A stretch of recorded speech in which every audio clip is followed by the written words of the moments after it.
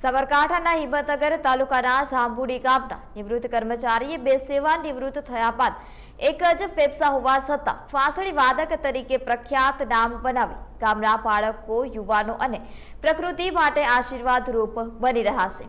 વાંસળી વગાડવા માટે બે ફેફસા હોવા જરૂરી છે, તે પણ મજબૂત હોવા જરૂરી છે, પરંતુ આ વ્યક્તિએ ફેફસા સાથે ખૂબ જ સરસ રીતે વાંસળી વગાડે છે।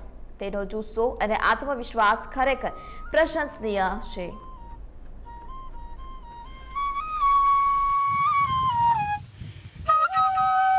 અત્યારે 19મા વર્ષમાં હું મરણ પથારી હતો। આખું ફેફસું કાઢ્યા પછી હું મુશ્કેલીમાં હતો, પણ ફેફસાનું ઓપરેશન કર્યા પછી સારું થયું। આજે 62માં રહ્યા જ છું। એક ફેફસા પર વાંસળી શીખ્યો છું છેલ્લા 11 વર્ષથી, અને વાંસળી વગાડવાથી મારું ફેફસાની એક એક્સરસાઇઝથી સંગીતનો બહુ રસ છે મને। અને રિટાયર થયા પછી મારી જે આ સ્વાધ્યાય પ્રવૃત્તિ, સંઘની પ્રવૃત્તિ કે પર્યાવરણમાં મને બહુ રસ છે, પ્રકૃતિમાં। એક ફેફસાવાળાને ખબર પડે કે પ્રાણવાયુ શું છે। હું એક આ પ્રાણવાયુ ફેક્ટરી સ્થાપું છું, અહીંયા એક વૃક્ષ મંદિર બનાવું છું।